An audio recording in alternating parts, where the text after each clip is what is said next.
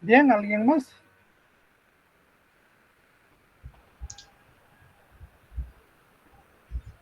Vean, a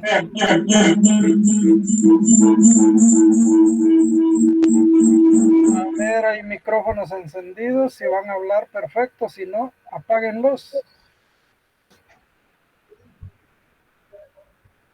Entonces, las ideas que ustedes han dicho sí están conectadas con el currículo, pero no apuntan a la respuesta que estamos buscando. Ustedes han dado ideas generales que sí tienen conexión con el currículo. Lo repito, sí tienen conexión con el currículo. Entonces, sus ideas están enfocadas al currículo, ciertamente. Pero aquí queremos precisar para estar seguros de lo que estamos hablando y de dónde partimos realmente. En el CNB establece claramente que el currículo es el proyecto educativo del Estado guatemalteco que busca tres cosas: el desarrollo integral de las personas como personas. Primera cosa. Segunda cosa que busca es el desarrollo de los pueblos como pueblos que conforman nuestra sociedad. Y la tercera cosa es el desarrollo de una nación con características nuevas, nuevas reconocidas, nuevas. Esas características han estado allí desde hace mucho tiempo, pero reconocidas públicamente, oficialmente, hasta ahora. Y por eso dice la nación plural. Ahora, si buscamos desglosar un poco esa definición de currículo, entonces vamos a ver, número uno, currículo es el proyecto educativo del Estado guatemalteco. Al decir que es un proyecto, lo que queremos decir es, el currículo en su diseño muestra lo que el Estado quiere hacer en educación. ¿Se acuerdan de la función de publicidad que tiene el currículo? Ahí está clara. La función de orientación también aparece ahí. El currículo oficial también aparece ahí. Todos son conceptos que están aplicados acá. Entonces, es lo que se pretende hacer. Dicho de otro modo, ¿se acuerdan las preguntas que definen al inicio por qué clase de enfoque curricular o por qué enfoques curriculares nos vamos a dirigir? Las preguntas eran: ¿qué clase de sociedad queremos construir? ¿Qué clase de persona queremos formar? ¿Qué clase de valores queremos que desarrolle la población? Etcétera. Esas eran las preguntas. Y aquí, en esta definición de currículo, ya se vienen contestando, porque dice que es el proyecto educativo del Estado guatemalteco, es decir, es lo que a nivel de país queremos lograr en educación. Ojo, ¿sobre qué cosas? Sobre el desarrollo integral de la persona humana, primera cosa. Es decir, que usted, independientemente de que sea niño, joven o adulto, independientemente de que sea indígena o ladino o mestizo, independientemente de que sea de un área marginal o de un área de población adinerada, independientemente de que sea del área urbana o del área rural, de la capital o del último municipio que colinda con México o con Belice. Pues sí, porque son los que están más lejos, ¿no? Si independientemente de todas esas cosas, el currículo busca el desarrollo integral de la persona como persona. No le pone más condiciones que el hecho único de ser persona. Ahora bien, esas personas están agrupadas en grupos étnicos. ¿Cuántos grupos étnicos tenemos en el país?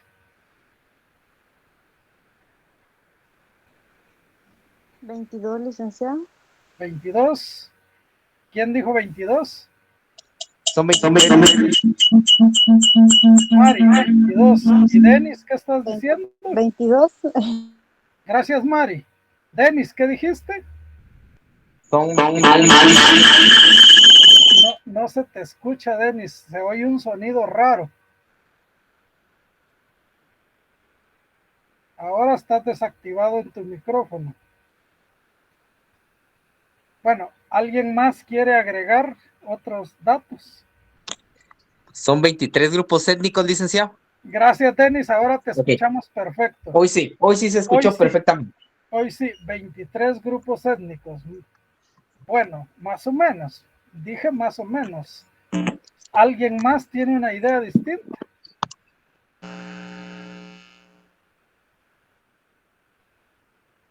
¿Mm? Bueno, 22 dice Mari y 23 dice Denis y 24 está escribiendo Juan Carlos en el chat. Licenciado, no sé si estaría correcto. Yo digo que son 25. ¿Quién habló? Licenciado, Evelyn. 4. Evelyn dice 25. Magdalena, ¿cuántos dijo? 4, licenciado. 4. Son Licenciado. 4 licenciados. Licenciado, Mari ya perdón. cambió. Mari se pasó de 22 a 4.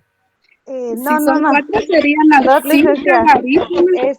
Eso era lo que yo quería preguntarle porque tengo entendido que etnia son todos los idiomas, o si estamos hablando de etnia de las 4 culturas que hay en Guatemala, que No, sería es que maya, etnia es xinca y una garífuna. cosa.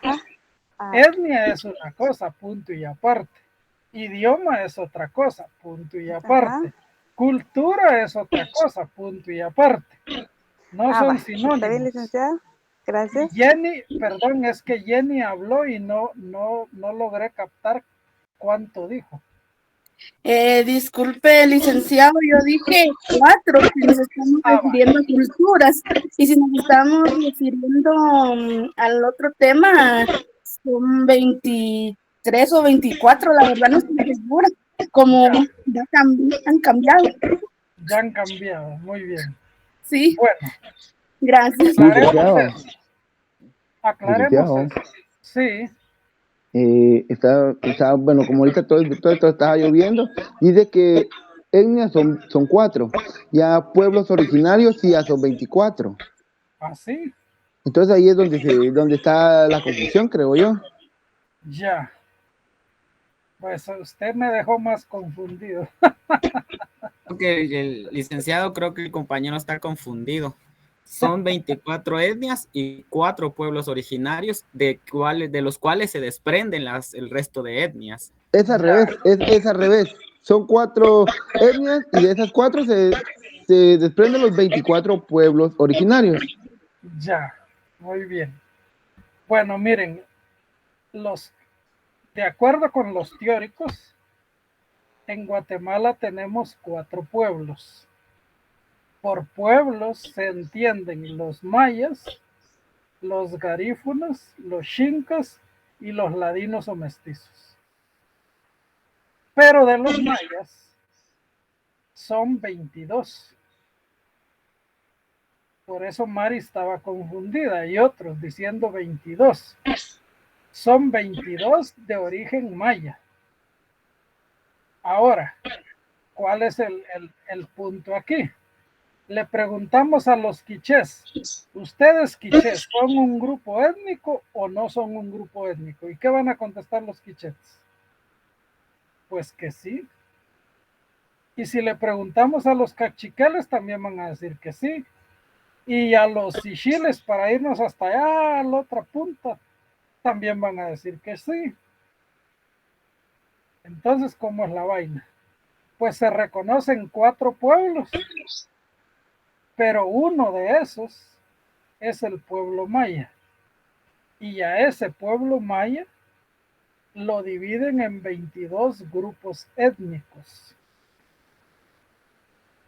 Ahora, si a esos 22 sumamos garífunas, tenemos 23, chincas 24 y ladinos o mestizos 25.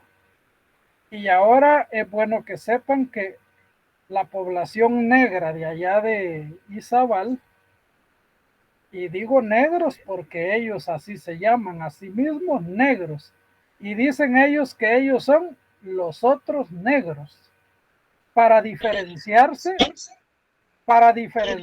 de los garífunas. Licenciado, Porque perdone que lo nosotros, interrumpa. Solo podrías, Denis, apagar tu micrófono. Es que hay mucha interferencia, disculpa. Gracias. gracias Juan, nosotros, si miramos a alguien moreno, decimos que es garífuna. Pues ellos dicen que hay que hacer la diferencia entre los que son garífunas y los otros negros. Eso lo dicen ellos, porque dicen que son un grupo étnico distinto. Si tomamos eso como tal, entonces son 26 grupos étnicos en nuestro país. Bueno, entonces dice la definición que da el CNB, además del desarrollo integral de la persona humana, también dice de los pueblos guatemaltecos. Y, por último, de la nación plural. Dicho de otro modo, el currículo busca el desarrollo de 3 identidades bien definidas: la identidad individual personal, la identidad grupal étnica y la identidad nacional, que la caracteriza como plural. Y plural es en el sentido sociolingüístico y cultural. Porque cuando uno le pregunta a las personas, por ejemplo, ¿usted de qué grupo étnico es? Yo he hecho el ejercicio, les cuento. Y la gente dice, yo soy cachiquel. O dice, es muy común que uno le pregunte a una persona y conteste en plural. Dice, nosotros somos cachiqueles. O nosotros somos sutujiles. O nosotros somos quechíes. No dicen maya, porque maya es el originario, digamos, pero de allí se derivan 22 grupos étnicos. Por eso es que algunos dicen que lo más correcto es decir maya quiché o maya cachiquel o maya sutujil o maya ishil, etcétera, que puede ser, pues, o sea, pero la gente pues da la respuesta más simple. Entonces, una identidad es la individual, otra identidad es la grupal étnica y otra identidad es la nacional con carácter de pluralidad. Esas 3 identidades, curiosamente, están dentro de nosotros, porque cada uno de nosotros como persona individual tiene las 3 identidades. Y el currículo lo que dice es que el Estado busca, a través del sistema educativo, la formación de esas 3 identidades. Miren qué práctica es la definición de currículo que da el CNB. Bueno, ya la encontraron, la buscaron en el documento, ¿o no? Es necesario que la busquen y que la identifiquen. Busqué, perdone, pero yo no encuentro la definición. No la encontró. Pues de allí la tomé yo, le cuento. Sí, le estoy rastreando, pero no la encuentro. Sí, lo deben encontrar. Quien lo encuentre nos avisa. Bien, entonces, esa definición de currículo, cuando yo les pregunto cómo se entiende currículo según el CNB, esa es la definición. Es el proyecto educativo del Estado guatemalteco para el desarrollo integral de la persona humana, de los pueblos guatemaltecos y de la nación plural. Esa es la respuesta que nos da el CNB. Bien, aclarado eso, voy a agregar que en esa definición no tenemos restringido el sentido, sino muy amplio. Esa definición abarca a todas las personas, o sea, a todos los sujetos involucrados en la vida nacional. Abarca el entorno físico, la situación, el contexto o la realidad, como le quieran llamar. Abarca la organización y la administración del sistema, la realidad, la situación y el ambiente del aula, o lo que otros le llaman ecología del aula. Todos los diversos apoyos que recibe el sistema para su desarrollo, la evaluación y todos los aspectos que intervienen en el sistema educativo nacional están abarcados aquí en esta definición. ¿Ya? Entonces, el currículo, el CNB, nos da una definición amplia de currículo, pero lo que nos dice, y esto es lo que hay que dejar bien claro, es que el modelo educativo nacional, nuestro modelo educativo, tiene esa definición de currículo para su operatividad o para su aplicación, pues. Entonces, nosotros somos los responsables de convertir en realidad esa definición de currículo. ¿Cómo? Pues con el trabajo que hacemos en las aulas. Bien. Aclarado eso, si no hay dudas, voy a avanzar. ¿No hay preguntas? Bien, avancemos. Vamos ahora a analizar cómo es que surgió este currículo. Este esquema, les cuento, yo no lo he querido modificar porque es un esquema que elaboraron los que diseñaron el currículo. Y entonces ellos dicen que este es el proceso que ha tenido el currículo.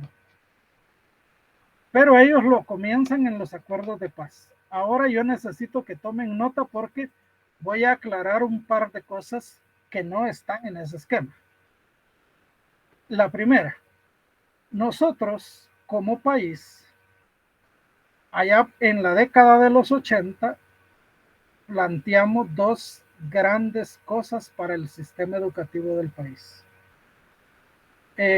La primera, en el acuerdo gubernativo número 1093-84. Allí se habla de la creación del Programa Nacional de Educación Bilingüe Intercultural.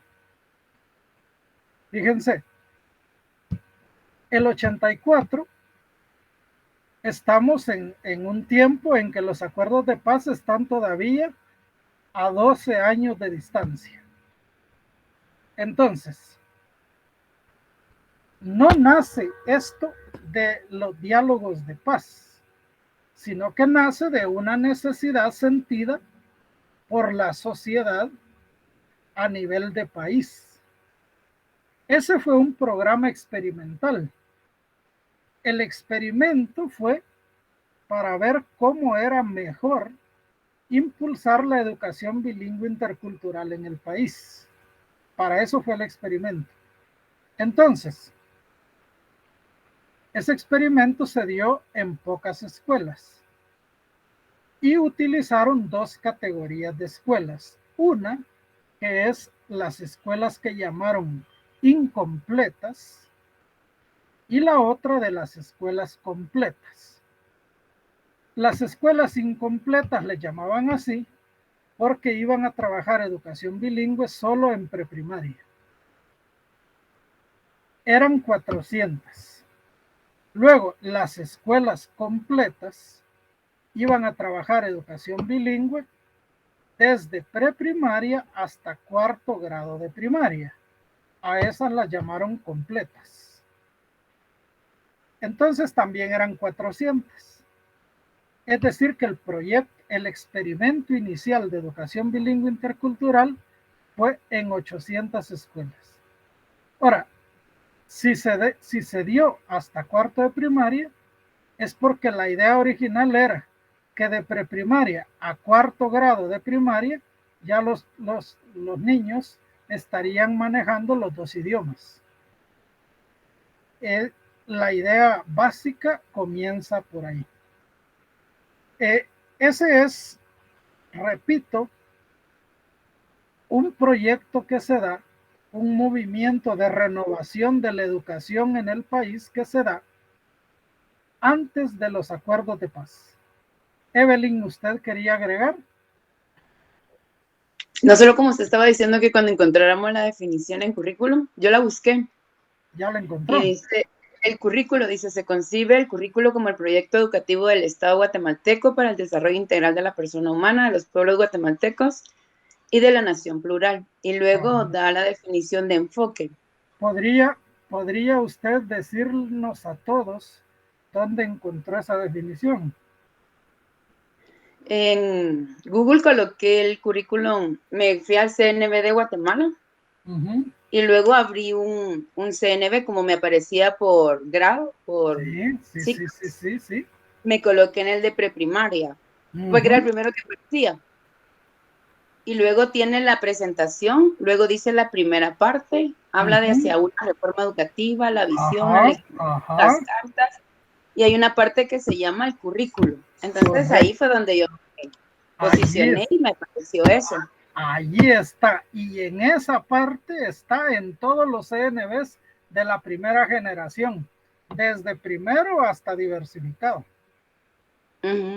Así es. Entonces eso era, licenciado.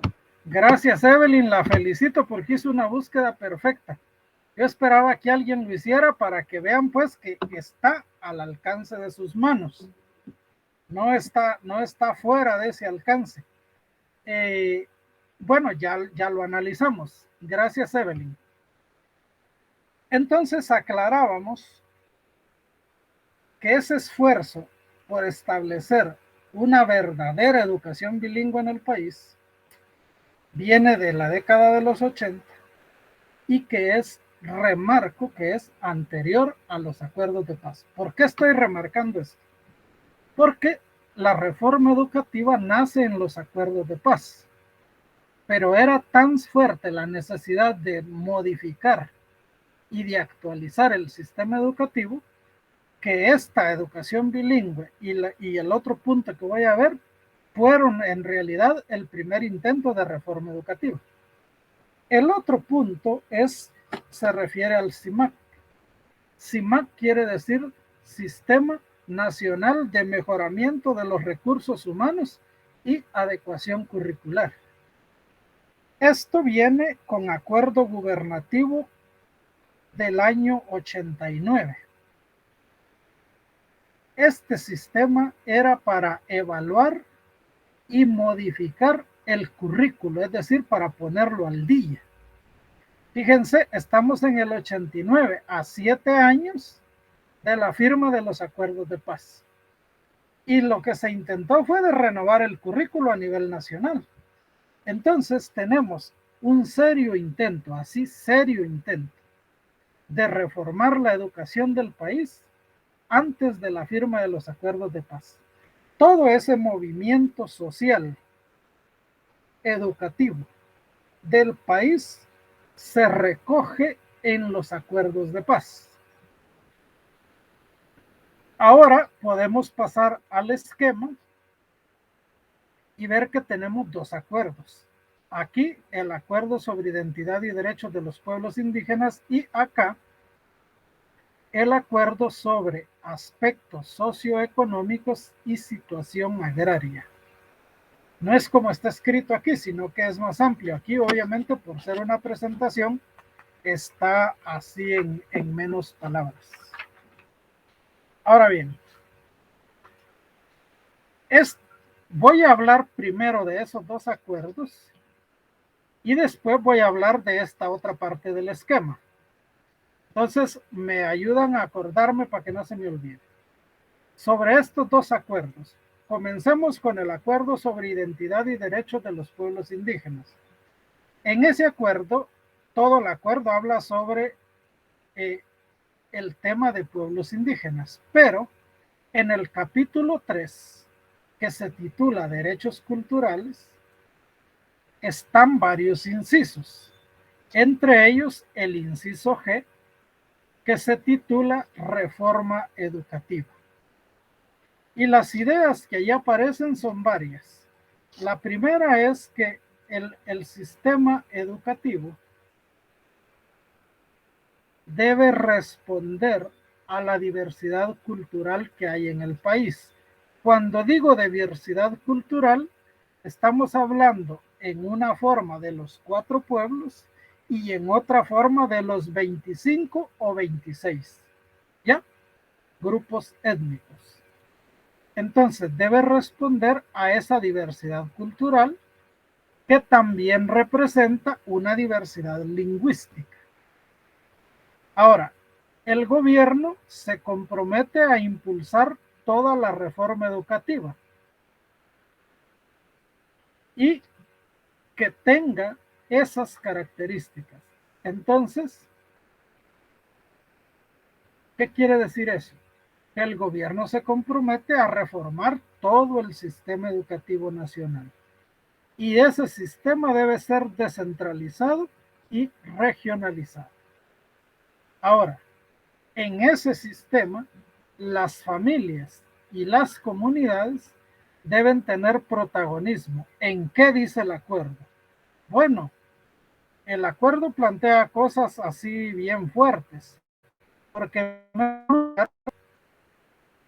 en la definición, sobre todo en lo relacionado a calendario de los escolar. 1. 2. A proponer nombramientos de maestros y 3. A proponer remoción o destitución de maestros. El acuerdo dice que las familias y las comunidades deben tener esa potestad o capacidad. Luego también el acuerdo dice que hay que integrar en el proceso educativo las concepciones de los pueblos indígenas. Miren que eso no es tan fácil. Se hizo un intento, pero en realidad crudo, porque eso requiere mucha investigación y mucha sistematización, cosa que con relación a los pueblos indígenas era muy poco para ese tiempo y sigue siendo poco hasta en la actualidad. Entonces, integrar todas estas concepciones de los pueblos indígenas no es cosa sencilla, pero el acuerdo lo plantea como una necesidad. Entonces, cuando habla de esas concepciones, ¿a qué se refiere? Pues habla de la filosofía, habla de los conocimientos científicos, artísticos, pedagógicos, históricos, lingüísticos, políticos, sociales y de cualquier tipo que tengan estas culturas en su haber. Eso, dice, debe ser parte del contenido de formación en el currículo. Bueno, luego dice que se debe impulsar la educación bilingüe. Y esto pues con el énfasis que debe tener el conocimiento, el manejo y el desarrollo de los idiomas de los pueblos indígenas. Ahora, el acuerdo dice en todos los niveles del sistema educativo. ¿Qué es lo que no sucede? Porque incluso en el experimento la parte bilingüe llegaba hasta 4º grado. Después se ha hecho en primaria. Hasta ahí prácticamente, lo lingüístico, ¿verdad? Ahora,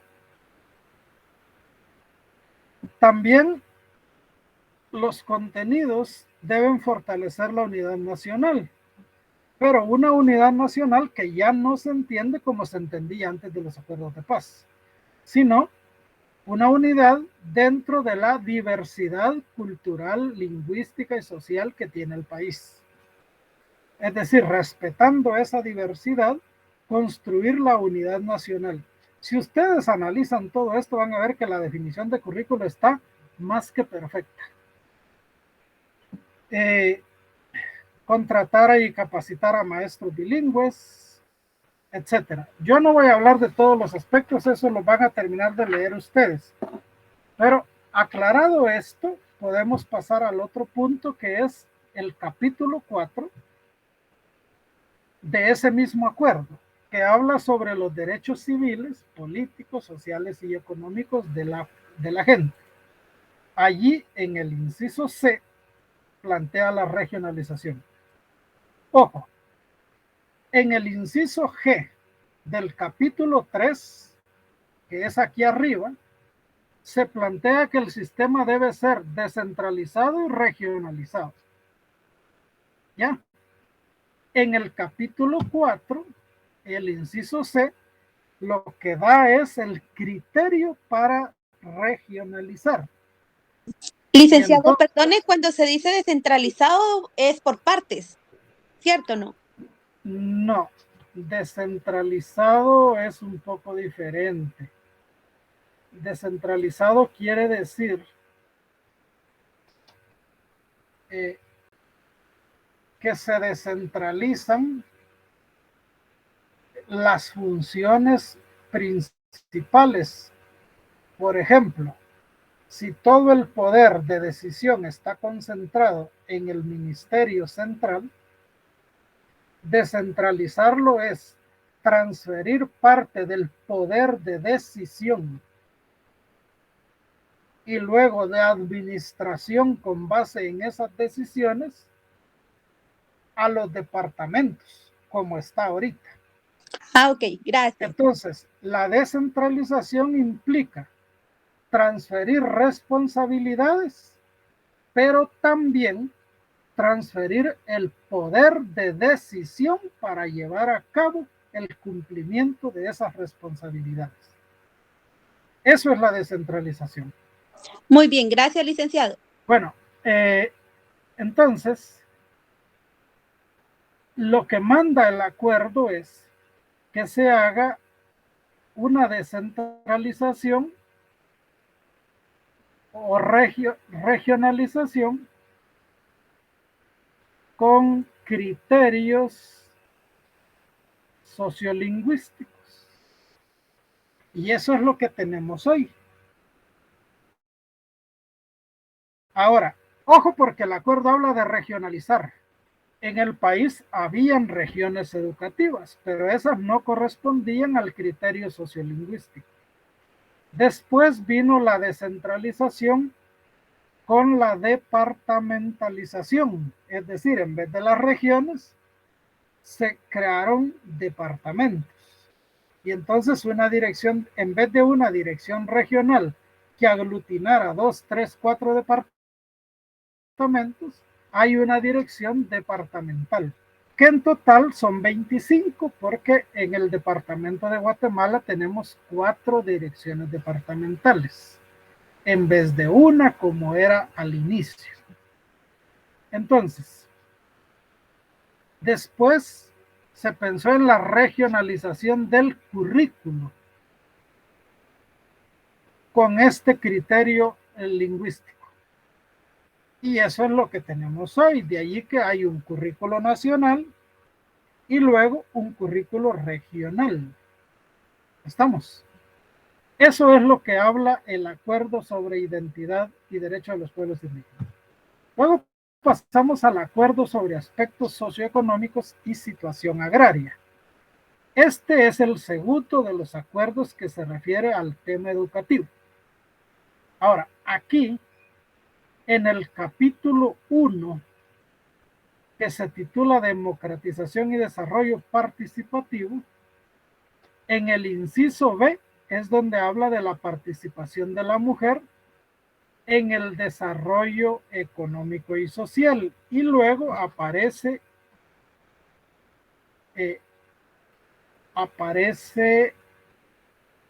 el tema de educación y capacitación. En el 13B, que habla de garantizar que la mujer tenga igualdad de oportunidades. Miren pues, esto viene tendiendo a convertirse en ley, pero es a partir de los acuerdos de paz. Se quiere eliminar una tradicional discriminación que ha habido hacia la mujer como género, como categoría social. Y para eso es necesario establecer mecanismos administrativos diferentes. Entonces, luego en el capítulo 2, que se plantea el desarrollo social, allí se enfoca más de lleno en el tema de educación y capacitación, el inciso A.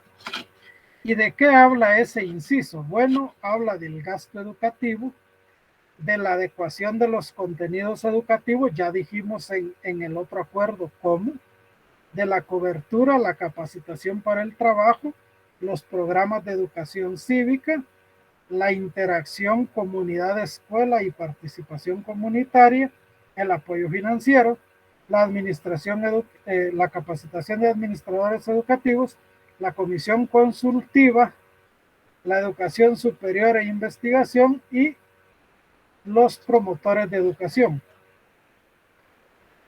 Aclaro allí, cuando dice promotores de educación, lo que sucede es que en aquel tiempo, en el sistema educativo nacional, habían bastantes escuelas que no tenían maestros graduados, sino que solo promotores educativos. ¿Quiénes eran los promotores educativos? Gente que había estudiado tercero primaria, cuarto, quinto o sexto, o algún grado de básico. Casualmente habría alguno tal vez de diversificado, pero la mayoría eran de primaria y de básico. Esos eran los maestros en las escuelas.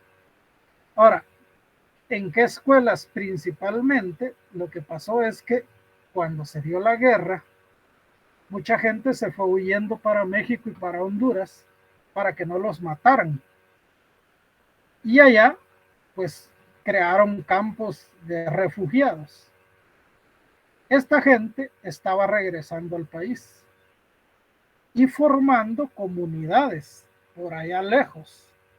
En esas comunidades se creó la escuela, pero la escuela no tenía maestros, sino que tenía promotores educativos. Ellos hacían lo que podían ahí con los niños para ayudar a que en sus comunidades hubiera educación. Esta realidad, yo precisamente fui a trabajar en una de esas comunidades y le llevamos estudio a los maestros, de tal modo que los pusimos a estudiar para que dejaran de ser maestros, promotores educativos y se convirtieran en maestros titulados. Y así pudieran ya asumir las plazas en sus comunidades, pero como maestros titulados. Y entonces con el derecho a plaza y todo, ¿verdad? Entonces conocí esa realidad desde el mismo lugar donde se vive. Y sí era crítica la situación, tan crítica que a ellos les surgía el apoyo técnico para poder hacerse profesores, maestros, pues, y poder trabajar mejor.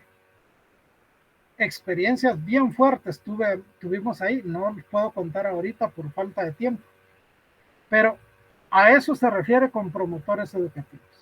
Entonces, el acuerdo sobre aspectos socioeconómicos y situación agraria en realidad lo que plantea es el tema de la equidad. Eliminar la exclusión o eliminar la discriminación. Y entonces plantea la igualdad de oportunidades en el acceso a bienes y servicios. Eso es discutible, pero se plantea. Bien, esos son los dos acuerdos que tenemos sobre educación. Ahora voy a volver al esquema. Antes de pasar al otro tema, voy a volver al esquema. Hemos hablado en el esquema de este y de este. En el acuerdo se estableció que iban a crear la Comisión Paritaria de Reforma Educativa. Esa comisión publicó en 1998 un documento que se llama Diseño de Reforma Educativa. ¿Qué quiere decir? Que allí una comisión armada por el gobierno con participantes del lado de las dos partes en conflicto y pues la intervención directa del Ministerio de Educación, ahí se formó la comisión que iba a plantear cómo debía ser la reforma educativa del país. Luego esa comisión terminó y se quedó la llamada Comisión Consultiva para la Reforma Educativa. Esa comisión consultiva tenía en su estructura interna una subcomisión de currículo y esta planteó el marco general para la transformación curricular en el sistema educativo nacional. Después de este marco general, ya se llevó a cabo el diseño del currículo. Esto es a partir del año 2000. 2000, 2001, 2, 3 y 4. Fue tiempo de diseño. Aquí era la institución CIMAC que les mencioné, se transformó en Dirección de Calidad Educativa. Y como Dirección de Calidad Educativa tenía la subdirección de currículo y la subdirección de formación docente. La subdirección de currículo se encargó de este diseño y la subdirección de formación docente se encargó de diseñar un programa de profesionalización para todos los maestros en servicio para poder impulsar el nuevo currículo. Les comento que yo también fui parte de esos equipos centrales de formación docente en aquella época. Entonces, por eso vengo conociendo todo el proceso. Aparte de que antes de eso había trabajado en la formación de maestros que eran promotores educativos. Entonces, diseñamos el programa de formación al tiempo que se diseñaba el currículo. Pero el currículo era la base del programa de formación. Toda la teoría pedagógica dice que ninguna reforma educativa funciona si no se forma a los maestros para la reforma. Claro que aquí no se llevó a cabo bien porque la huelga de maestros hizo que el programa cerrara. En el programa nosotros teníamos más de 55,000 maestros inscritos participando. Pero por la huelga de los maestros, entonces acordaron con las autoridades y suspendieron el programa. Allá por el 2003.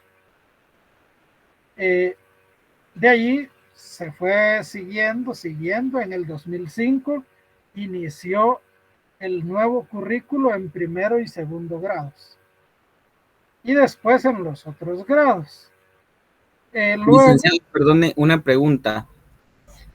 Fíjese que, bueno, aquí en el área de donde yo vivo, pues hay algunos maestros que ¿cuál es esa área? San Raimundo. Ya, aquí Bueno, siempre en en esta Guatemala. área, ajá, en Guatemala, pues algunos maestros estuvieron o tuvieron que estudiar o ingresar a la universidad para al menos llegar al pensum de profesorado, porque se los exigían. ¿Es el acuerdo mismo que están hablando o es otro acuerdo que se alentó? Porque algunos pues estaban solo por sacar el requisito. No, es que Pero, aquí hay dos. El programa del 2003 que no se terminó por la huelga.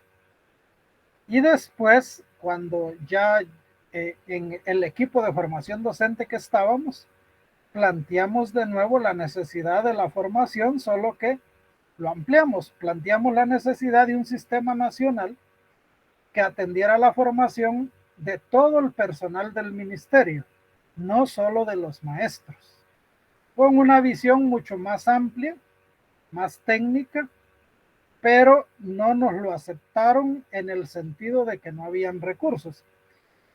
Más que en el 2008-9 hubo una urgencia de parte de las autoridades, esto más de carácter político, de echar a andar la profesionalización docente. Esa profesionalización era un aspecto de todo el sistema que nosotros planteamos. Entonces nos dijeron que priorizáramos la profesionalización y que lo demás lo dejáramos a un lado. Esas fueron las órdenes de las autoridades. Y de esa cuenta, el 4 de julio del 2009, inició la profesionalización docente, que es la que está ahora vigente todavía. Esa la iniciamos nosotros también en el Ministerio de Educación. Solo que como había que formar los maestros a nivel superior, entonces como ministerio establecimos la coordinación con la universidad, porque la educación superior es, por principio constitucional, está a cargo de la universidad en el país, no a cargo del Ministerio de Educación. Yo me imagino que tú hablas de este segundo programa que inició en el 2009 y que se mantiene hasta ahora. Ahora, en ese programa, muchos se han graduado de profesores y ya se han graduado varios de licenciados también dentro del programa. Va por cohortes, digamos. En este 2009, porque era voluntaria la participación. En cambio, en el 2003 se pidió que todo mundo entrara y se crearon las condiciones laborales para que todo el mundo entrara, porque así es como debe ser. Un programa de formación para atender una reforma debe ser universal. Que sea optativo es un error técnico pedagógico que no debe suceder, pero bajo esas condiciones se está dando debido a que había una presión allí de parte de los sindicatos también, ¿verdad? Entonces, todo esto viene a partir de los acuerdos de paz, pero con los dos antecedentes que yo les aclaré. Y en el CNB ustedes tienen en la primera versión estas orientaciones para el desarrollo curricular, que es un material que sirve a los docentes para impulsar el proceso del currículo. Bien, dejamos eso y nos pasamos al tema de fundamentos del currículo. Claro que si hay preguntas, ustedes las pueden hacer, no hay problema. Comentarios según la experiencia de ustedes, los de educación bilingüe, sobre los programas de educación bilingüe, si tienen conocimiento, hay cobertura de educación bilingüe en los 25 departamentos o en menos. ¿Tienen esa información?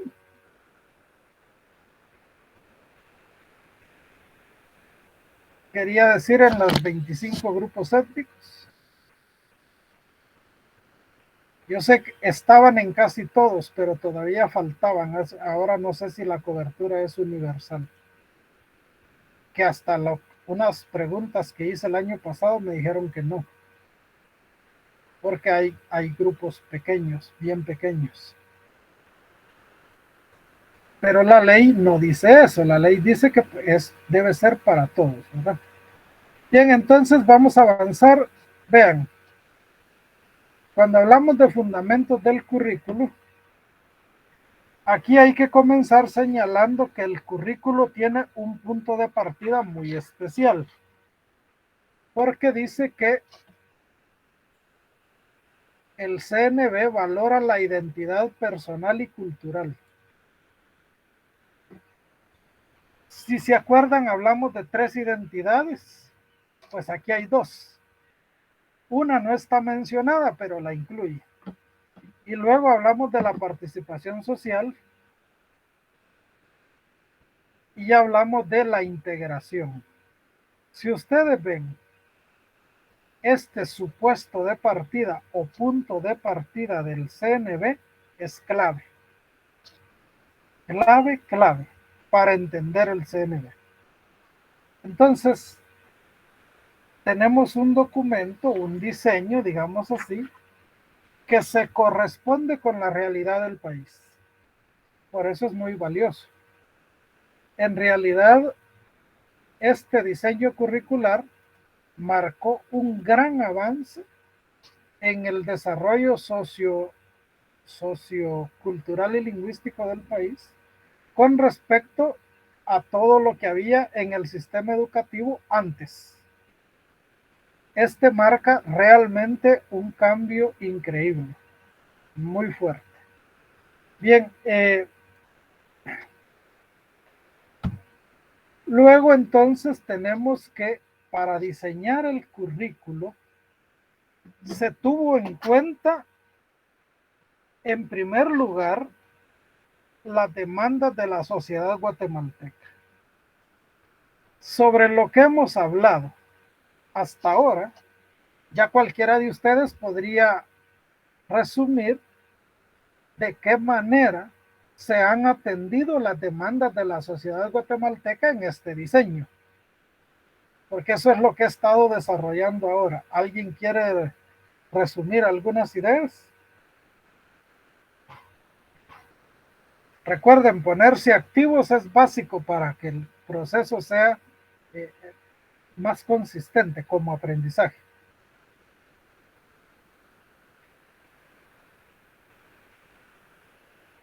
Sí, licenciado.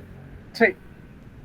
Bueno, viendo un poquito aquí la orientación, vemos que se está cumpliendo bastante con esta creación del CNB en cuanto a que el enfoque que tiene es sociocultural, socioeconómico y la parte política también que se ha incluido a cierto sector que anteriormente, antes de la reforma y la creación de este currículo, no tenía acceso. Por ejemplo, la población indígena estaba bastante olvidada, en cuanto que ahora está un poquito más atendida.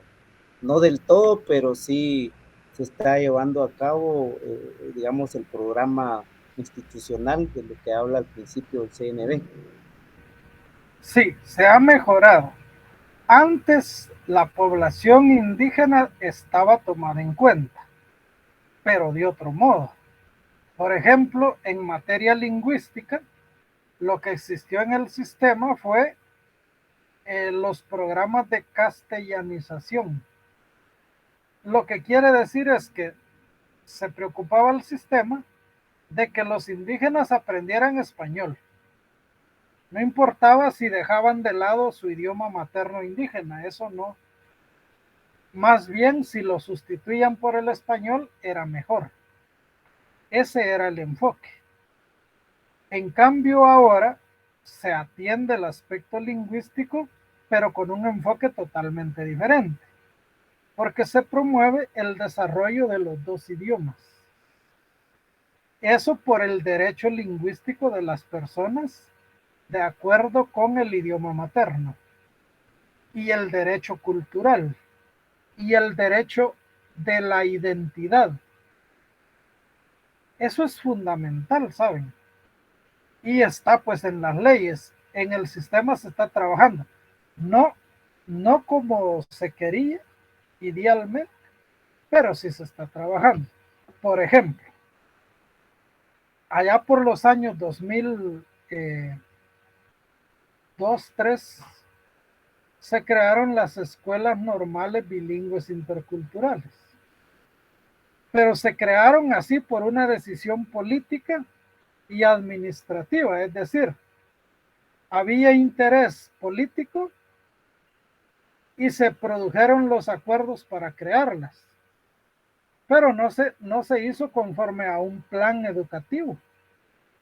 Y entonces se crearon las escuelas sin que hubiesen los materiales adecuados, sin tener la cantidad de profesores adecuados y sin tener la infraestructura adecuada. Pero se crearon las escuelas. Es decir, se hizo una cosa con buena intención, pero mal hecha. Y el tema de la educación bilingüe sigue teniendo parte de estos problemas. Por ejemplo, en la contratación de maestros bilingües. Son deficiencias del sistema, pero se está tratando de hacer bastante, pues, ¿verdad? Eso es lo que hay que resaltar. Ahora, la demanda de la sociedad guatemalteca en los acuerdos de paz está bien expresada y se toma en cuenta. En todo el proceso de reforma educativa está bien expresada y se toma en cuenta. Porque si recuerdan ustedes, bueno, tal vez no lo recuerdan, no lo tienen presente, pero por el año 2000 hubo un proceso nacional que se llamó Diálogos y Consenso Nacional para la Reforma Educativa. Y ese también se tomó en cuenta. Entonces las demandas de la sociedad guatemalteca están atendidas de esa forma. Luego los diseñadores tuvieron en cuenta también las tendencias en otras partes del mundo. Porque como sistema debemos desarrollarnos y tratar de ir a un nivel más alto de acuerdo con los avances en educación que está teniendo la sociedad a nivel mundial. Entonces se tomaron en cuenta también, y sobre esas dos bases se planteó entonces la fundamentación en el campo filosófico, en el sociológico, en el psicológico, en el biológico y en el pedagógico. Este segundo esquema, les cuento, no es un esquema mío, sino que es un esquema que también hicieron los diseñadores del currículo. Cuando ellos explicaban cómo habían diseñado el currículo, usaron el esquema anterior que les mostré, donde están los acuerdos de paz, y también este esquema, que yo los conservo por la calidad de la fuente. Por eso es que los conservo. Y no les he querido hacer mejoras, aunque se podría, ¿verdad? Pero las mejoras yo las comento en la clase, pues. Entonces, es un currículo, si ustedes ven, con un diseño bien pensado, bien razonado, bien estudiado. La idea que han dado en muchos que el currículo es una copia del currículo de Chile, otros dicen que es una copia del currículo de España, son puras, así como cantadas así al aire, ¿verdad? Pero no son reales. ¿Por qué? Pues yo conozco de mi propia experiencia todo el proceso de diseño que tuvo el currículo. Y si ustedes iban allí a la Dirección de Calidad Educativa, lo que encontraban era profesionales nacionales. Algunos asesores extranjeros sí habían. Recuerdo de Argentina, de Colombia, y había uno de Chile también, como asesores. Pero todos los diseñadores era gente de nuestro país, profesionales de nuestro país. Y esa es pues, la historia del CNB, pues, o sea, no se trata de una cosa inventada, sino que realmente esa es una historia vivida en las oficinas del Ministerio de Educación y por supuesto en todo el país.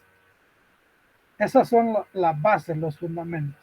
Ya teniendo las bases, los fundamentos, los orígenes, los antecedentes, todo eso bien claro, ahora podemos plantear cuáles son las cualidades propias de ese currículo. Y aquí tenemos 4. Quisiera que ustedes expliquen que cada uno de ustedes tome una de estas y vaya diciendo lo que le parece que es. Bien, ¿qué opinan de lo participativo? ¿Por qué se dice que el currículo es participativo?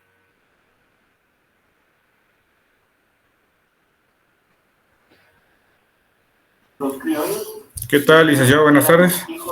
Adelante.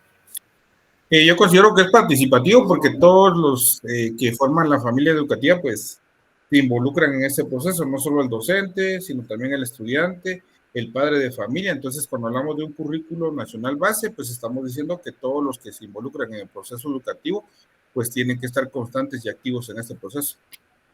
Bien, voy a ampliar un poco.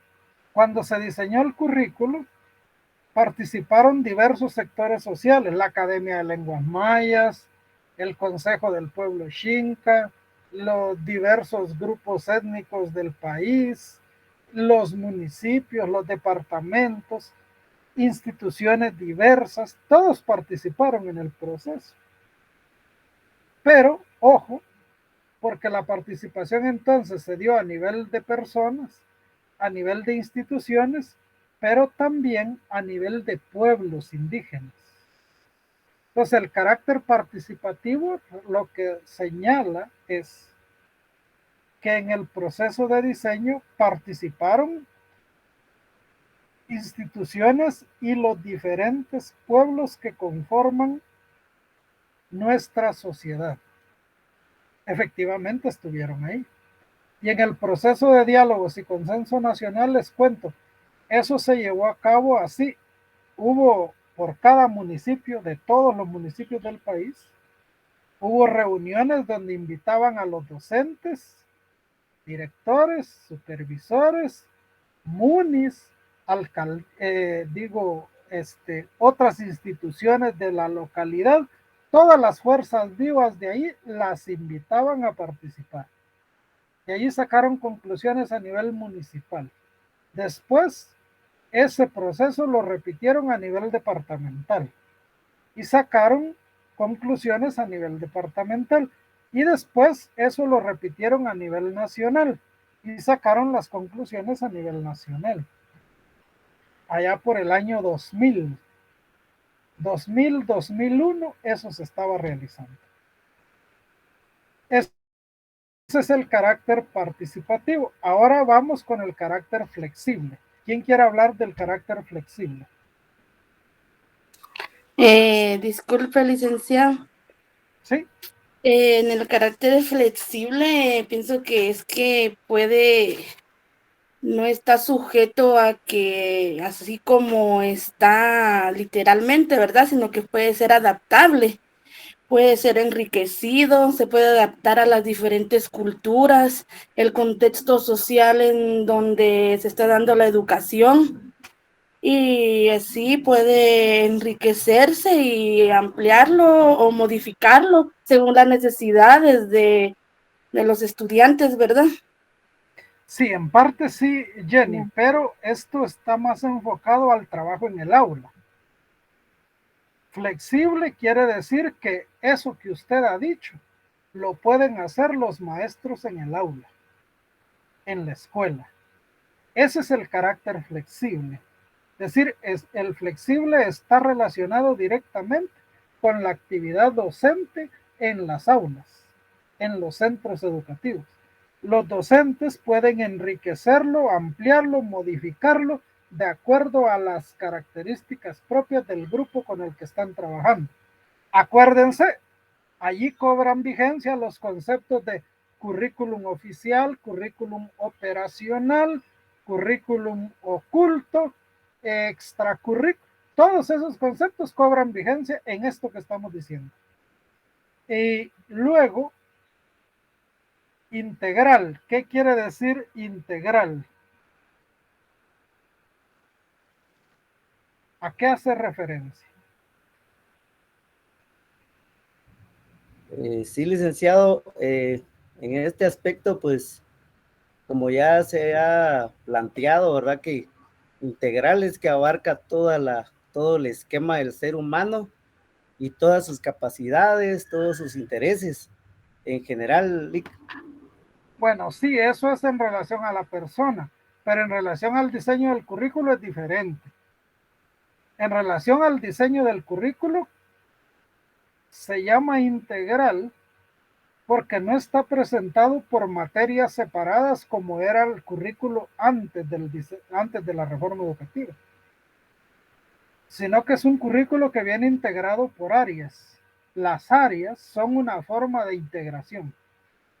Y luego, en correspondencia con esas áreas, se da la integración en el proceso de enseñanza y el proceso de aprendizaje. Eso es lo que plantea la visión de integralidad del currículo. Y por otro lado, el perfectible. ¿Quién habla del perfectible? Licenciado, yo comprendo que por perfectible dice que es susceptible a que puede ser perfeccionado o ya sea mejorado, ¿verdad? No sé si me equivoco. Sí, ampliémoslo. Quiere decir que el currículo, ojo, puede ser revisado, completado y mejorado o modificado de acuerdo a la evolución que va teniendo la situación en el país. Entonces vamos a diferenciar perfectible de flexible. Los dos están relacionados, pero explican dos aspectos distintos del currículo.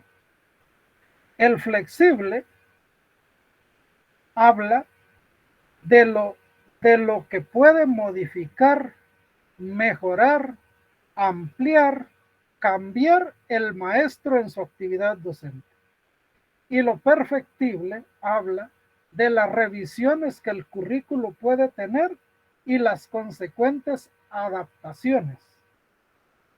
Pongo un ejemplo. En el ciclo básico teníamos 7 áreas curriculares.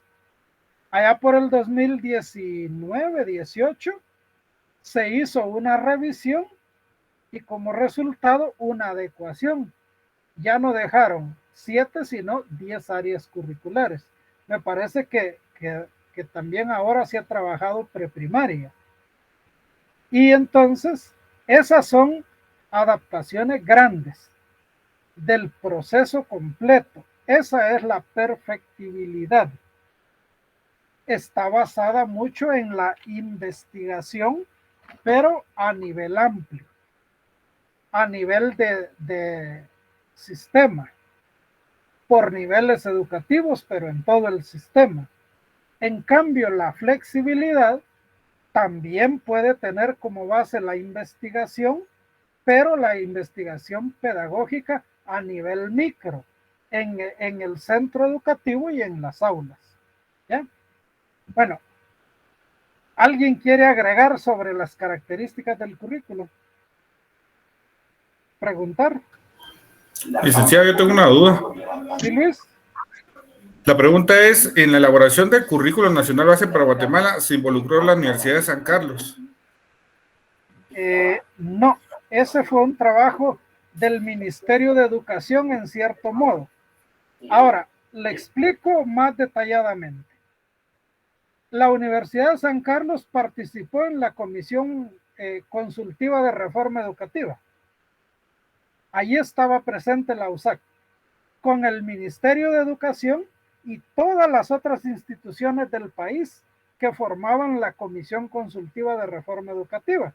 Y ellos elaboraron el marco general para la transformación curricular del país.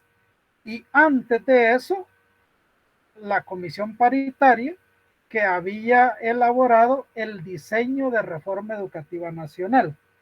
A ese nivel macro o a ese nivel nacional de diseño, sí estuvo participando la USAC.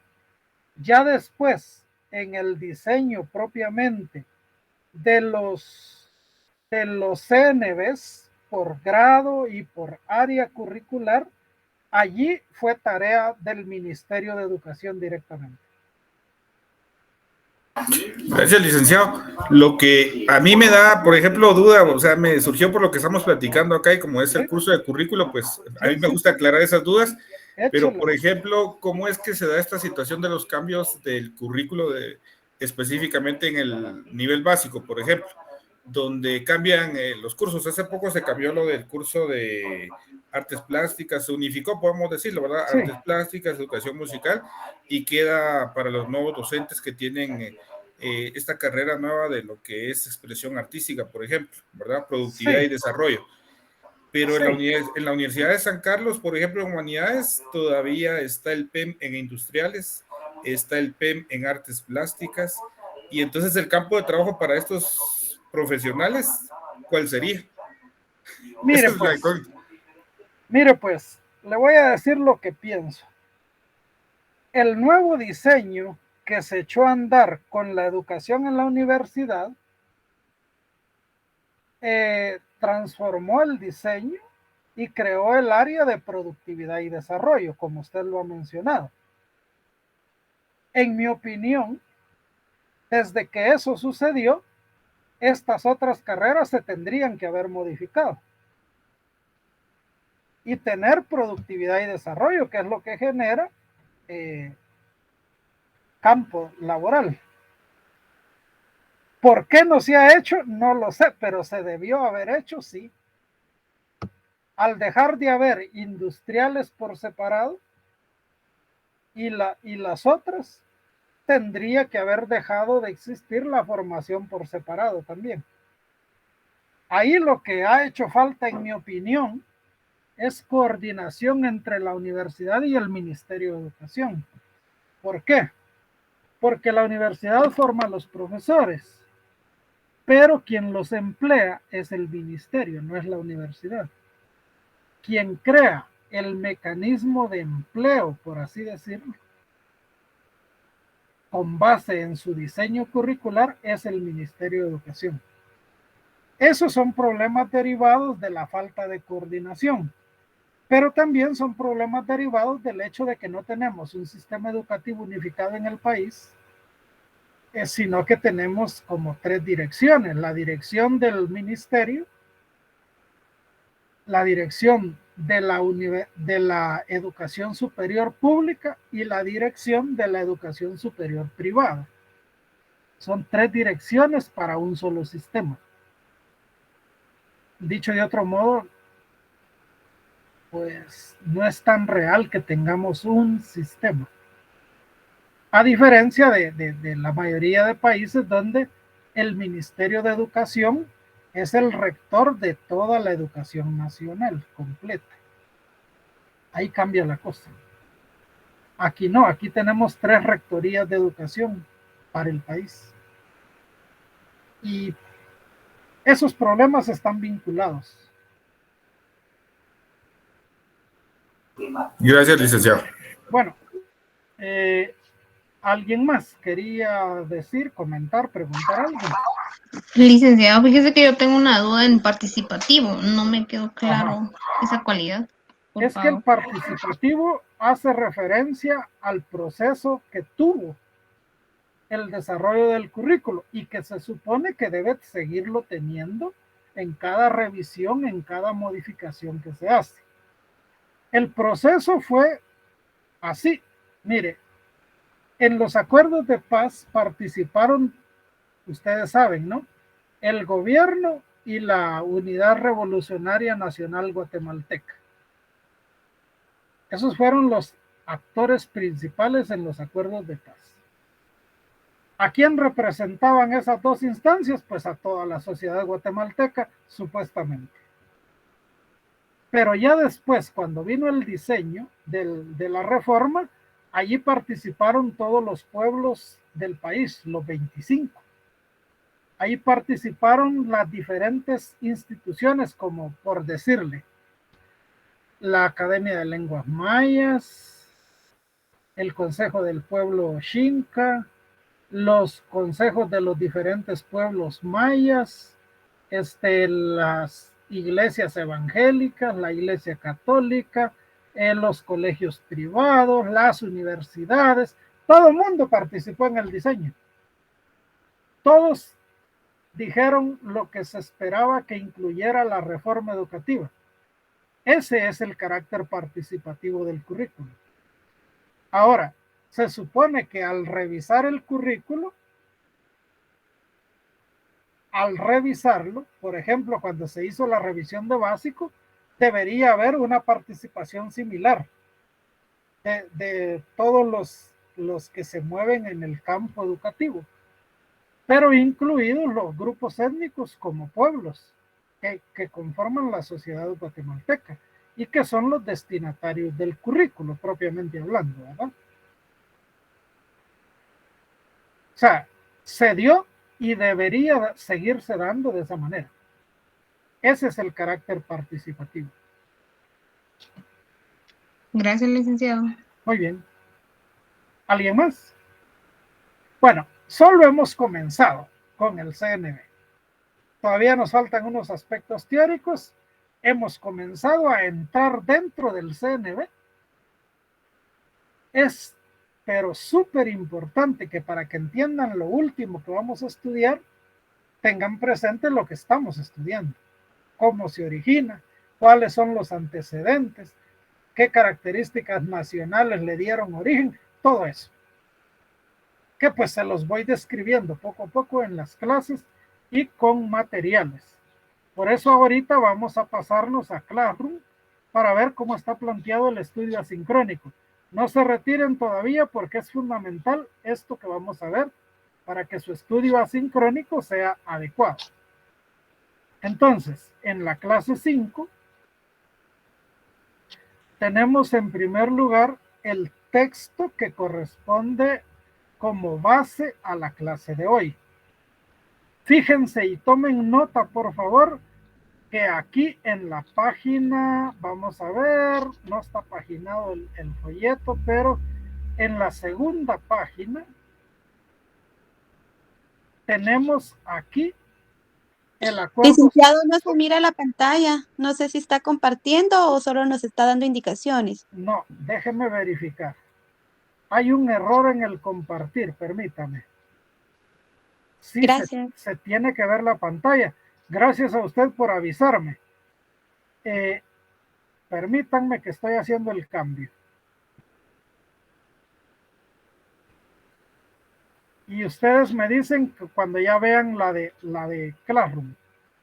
Listo, gracias. Muy bien. Entonces aquí tenemos el acuerdo sobre identidad. Y aquí están las citas. Capítulo 3, inciso G, capítulo 4, inciso C. Esto en el acuerdo de identidad.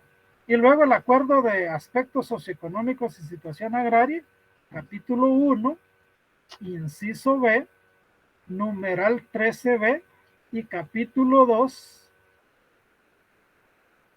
numeral número 21, y todos estos incisos A, B y C, luego número 22, y todos estos incisos que están acá. En todos esos se habla de educación, para que lo tengan en cuenta después cuando elaboren las tareas. Bueno, luego tenemos acá el acuerdo sobre aspectos socioeconómicos y situación agraria. Para que no tengan que andar buscando, ahí lo tienen, ahí lo descargan, para que lo tengan ya en su carpeta. Y luego tenemos el acuerdo sobre identidad y derecho de los pueblos indígenas. También listo, aquí por aquí vamos a ver, solo por curiosidad, el capítulo 3, aquí está, derechos culturales, y el inciso G, FG, aquí G, reforma educativa. De ahí para abajo vienen todas las características que debe tener la reforma educativa de acuerdo a lo que establece este acuerdo. Y luego hay un video sobre identidad y derecho de los pueblos indígenas que hace un análisis de situación. Y aquí la idea es que ustedes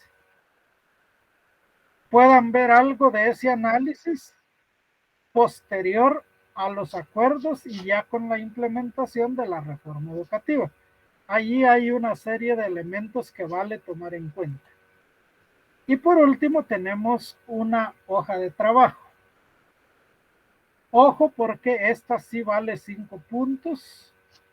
Es un trabajo pequeño, pues una hoja de trabajo, pero hay que hacerla como se debe. Aquí, en el primer punto, el A, tenemos el acuerdo sobre identidad, que dice que hay que leer las partes señaladas en la hoja de lectura. En la respuesta, indicar la fuente, o sea, de dónde está sacado de esos dos. No solo decir acuerdo sobre identidad, sino señalar las partes. Por eso dice entre paréntesis, partes del acuerdo en forma detallada, capítulos, incisos, numerales, etc.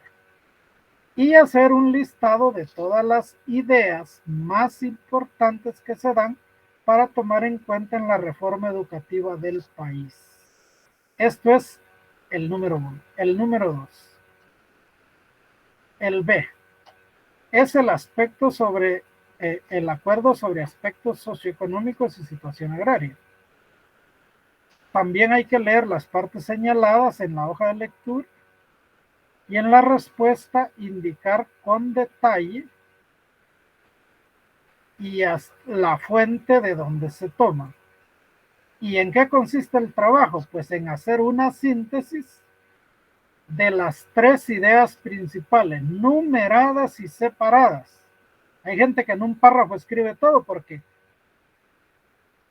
sinceramente, porque no saben hacer un trabajo académico.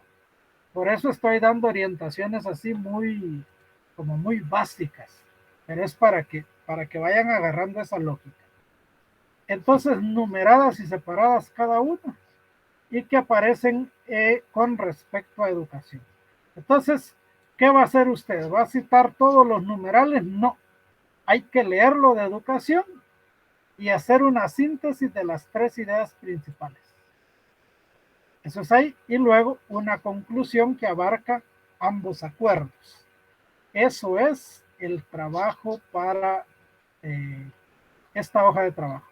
Les hago un comentario. Hay algunos que eliminan esta carátula y la sustituyen por otra. Eso no hay que hacerlo en estas hojas de trabajo. Por eso pierden instrucciones valiosas y que luego se convierten en deficiencias en el trabajo que realizan. Se los mando en Word y todo para que no tengan dificultades y puedan hacer el trabajo de manera directa en el mismo formato. Bien, eso sería todo. ¿Hay alguna pregunta? Licenciado, perdone la fecha de entrega, si no leí bien, decía el 7 de agosto, ¿es correcto? Sí. Okay, porque gracias. Es una hoja de trabajo, no es una investigación grande, ¿no? De acuerdo, gracias, Lick. Hasta la medianoche, ¿verdad? Sí, pero por supuesto, mira, si ahora alguien me dice, mire, Lick, el 7 muy luego, porque el 7 va a ser el lunes, ¿no? Y dice, mire, lo podemos entregar el martes. Por mí no hay ningún problema. Yo se los pongo así porque como son hojas de trabajo, son trabajos cortos para que no se les amontonen con los demás trabajos de los otros cursos, de modo que ustedes se hagan una programación. Es por eso, pero igual si alguien me dice que necesita más tiempo desde ahora, yo se los doy con gusto. Ahora, si no me dicen nada, entonces yo asumo que es el 7. Y si se entrega después es tardado, ¿verdad? A lo mejor nos da ahí unas 24 horas más, Lick. No, a la mitad de semana. Por favor, licenciado. Por mí no hay problema. Si quieren, dejémoslo para el martes. Yo no me hago bolas en eso. Lo que me interesa es que haya una definición para que tengamos orden. Eso es todo. Entonces. No sé qué dirán los demás compañeros, a lo mejor martes. O... Sí, por favor, para el día martes. Martes, está bien. martes, sí. Está bien. Martes, porfa. Individual lo entregamos lunes y lo entregamos martes. Está bien, dejémoslo para el martes, no hay problema. Yo ya les digo, yo no tengo problema con las fechas. Lo que sí me interesa es que tengamos orden. Entonces ponemos una fecha, perfecto. ¿Qué es lo que a mí me interesa? Que ustedes tengan el tiempo que dicen que necesitan para hacer bien el trabajo, porque yo quiero que todos saquen el punteo máximo. Pero Gracias, Lick. Pero para eso lean los comentarios y las recomendaciones que les he hecho en las 2 hojas de trabajo que ya les revisé y ya se las mandé. Yo tengo mi cuadro de notas, pero ustedes también tienen las notas. Ahora, por supuesto, si alguien quiere verlas en el cuadro, y yo se las muestro con mucho gusto, no hay ningún problema. Igual el récord de asistencia, ¿verdad?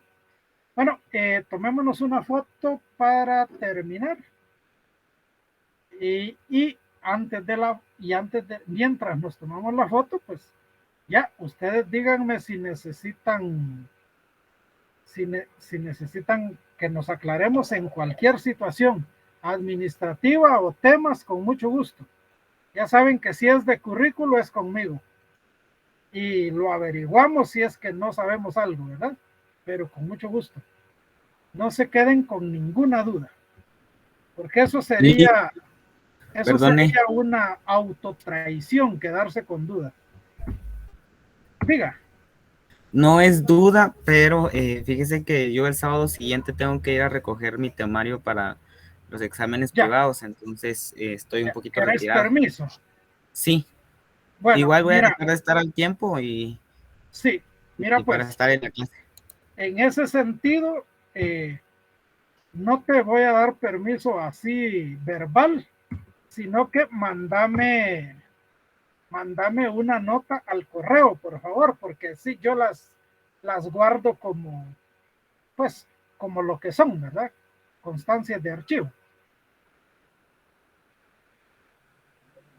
Muy bien, Lick, entonces yo se las voy a mandar y sí, al correo. Voy a procurar salir temprano y así tal vez regreso a tiempo, entonces yo ya no lo molesto, pero igual se la voy a mandar. Ojalá, pero si mandas la nota al correo, yo ya sé que si no llegas, que es porque tenés un permiso. Y te lo apunto, en cuanto yo mire la nota en el correo, yo te lo apunto como permiso en las asistencias. Muy bien, Lick, muchas gracias. Perfecto. ¿Alguien más? ¿Alguna duda o algo que quieran plantear? Si no hay dudas, pues bueno, la clase termina a las 4, vámonos a Classroom a avanzar con la lectura de los documentos y a ponernos de acuerdo para hacer la hoja de trabajo, y mientras tanto de aquí nos podemos desconectar. Gracias por su atención, cuídense mucho y nos vemos el otro sábado. Gracias, Lick. Buen fin de semana. Muy bien. Gracias, licenciado. Buenas tardes, licenciado. Igualmente, cuídense.